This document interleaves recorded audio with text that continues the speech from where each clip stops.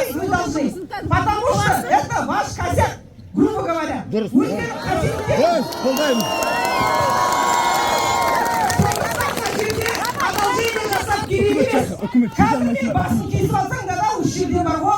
Главное, рабочийімізді құнын берсін. Біз адам жалдаймыз ғой, өзім салмаймын ғой мен. Строй материалын берсін. Жер алсам, жер алам, ол жерге тұрмайтынбыз. Соны сізге солай сұрап тұр бастап. А сіздер еще ойланыңыздар дейсіздер. Не сөз ол деген? Строй, сосын, капремонт үйдің деңгейі, үйдің жылы есептемеңіздер деп айтып отырмын. 150 мыңнан капремонтқа ақша бересіздер. Ешкім сізді мазаламайды. Бюджетте жетеді ақша, жетпейді емес. Облыс болса, Атырау облысында ақша жетеді. Миллиондап ақша да тұрып. Сол тұрған үйді құрып жүріңдер ғой. Қалаш болса да адамға, болса да өзі отырды ғой. Қазір отыра алмай далада. Дезинфекция, циркуляция, соның бәрін ақша суда ұстайды, рас па? Олай емес. Технадзор не дегендер, олар тек қана құрылысшы.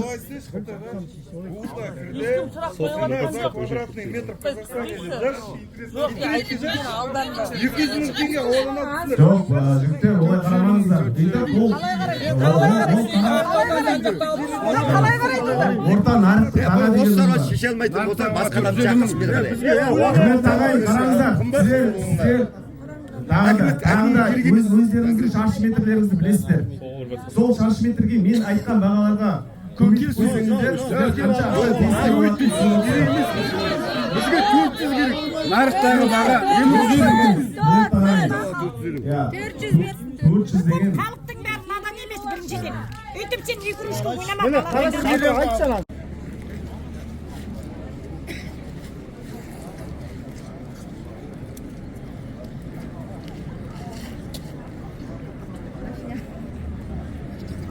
Соны ескеріп отырыңыздар. Сосын одолжение жасап бізге келіп сөйлемеңіз. Сөйлей алмайсыз ба? Мінезіңіз көтермейді ма? Будьте добры, өзіңіз кабинетіңізде бар да көтеретін адам келсін деген. Сосын шаруа шешетін адам келсін.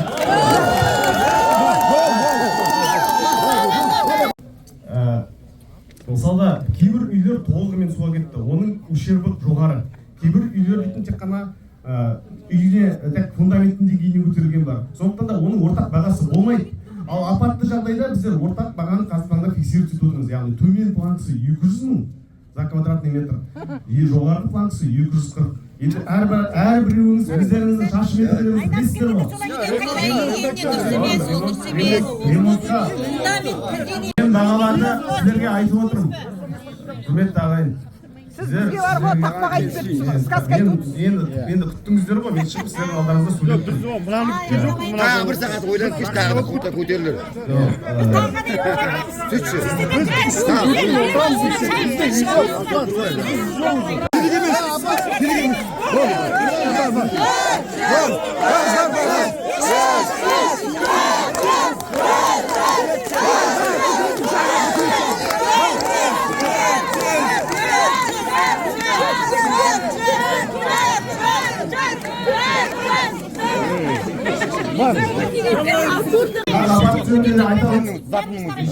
Жоқ, тарамайсыз. Сіздер апатты үйлер жөнінде ақпаратты жуырда аласыздар. Бүгіннен бастап біздер уәдемізге тұрып 15-нен бастадық. Бірақ біздер күн сайын таныстыруды жалғастырамыз. Күн сайын керек емес, 2 күнде бітіріп беріңдер біздер болды. Таныстырамыз, біздер асықтырып жатырмыз. Ремонтқа қандай болды? Тездетіп, оның бәрін береміз. Ремонттың бағаларын бүгін бастап бастады. Бұл сносқа ма, ремонтқа ма, атып айтсаңыз. Ремонтқа ма? Бұл баға, құрметті ағайын, бұл орта нарықтық баға. Бұл ремонт емес, бұл сносқа айтылады. 200 мен 240 арасы. Ағайын, ремонтты қозғамай ақ қойып, бұл жерде басылар апатты. Неге айтыңыз? 10 миллионға мен соңғы дамуға Мен айттым ғой. 2008-дің өзінде Қызылорда облысы суға кеткенде 280-нен есептеген 2008 жылы. 2008 жылы Назарбаевтың кезінде. Түсініп тұрсыз ба? Қандай 2024 жыл? Неше жыл өтті? 500 болады. Успеет инфляция. Инфляция. Кому вы говорите о чем? 400 мыңнан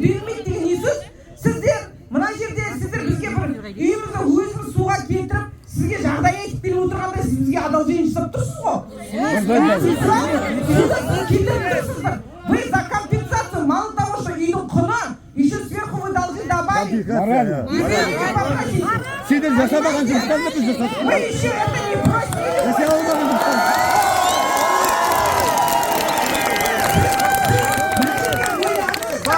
Одолжение жасауға болмайды. Сіз халықтың алдына шығып тұрсыз. Вы представляете управление. Қадірлі ағайын, сіздер көпшілігіңіз бірінші сұрақ қанша шаршы метр біздің бағаланды. Қазіргі таңда біздің усредненный жаңағы орта баға апатты үйлерге 200-ден төмен емес. Төмен емес, конкретно айтыңыз, төмен емес, төмен дегенді. Айтайын енді, сіз төменгі шегі 200 мыңнан басталады, әрбір шаршы метр үшін. Ең жоғарғы шегі 240 мың теңгеге бар. Қадірлі ағайын. Hatırınız?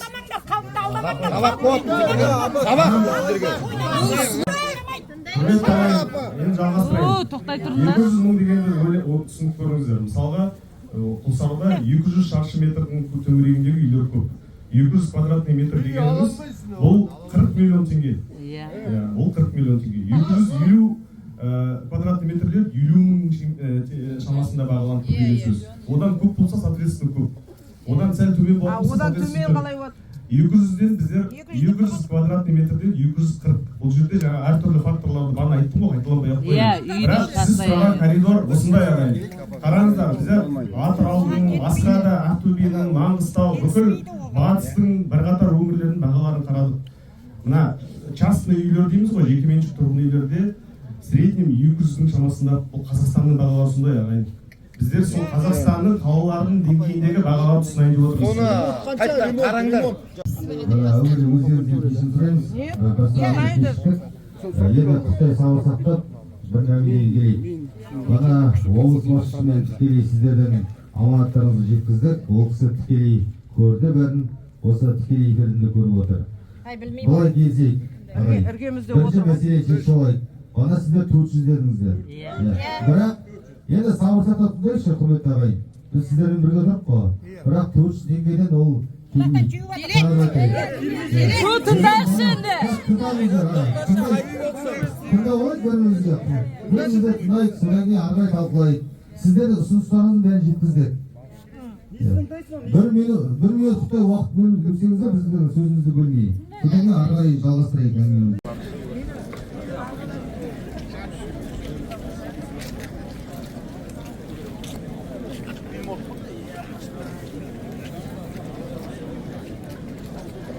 Есім Мұса Қарашұлы Хайулиев, облыстық мәслихат төрағасымын. Көп рет осы жерде бір айдан бері сіздермен бірге жүрміз. Енді бірақ сағат сұрап отырмыз сіздерден. Бана жарты сағат сұрадық қой. Сіздердің жан айқайларыңыздың бәрін толықтай мен жеткіздім. Енді бір сағат сауырсақтайды. Бірақ бір нәрсені ашып айтайық ағайын. 400 теңгеден сразу басты ашып айтайық. Болмайды. 400 теңгеден болмайды. Мен аяққа барып өтір айтып келген адам емеспін. Сіздер қастарыңызда жүрмін. Білесіздер аға. Бір сағат уақыт мен сіздерге қайтып шығамын. Осы мәселені бір жағынан шығарамыз қазір. Бір сағат уақыт сауырсақтайық. Бір сағаттан кейін метрін айтасың ба? Бір сағаттан кейін келіп айтамыз. Неге аласыз? 300 квадратный метр шешетін адам. Ол адам алып келдіруші. Ол адам келдіруші. Келсін.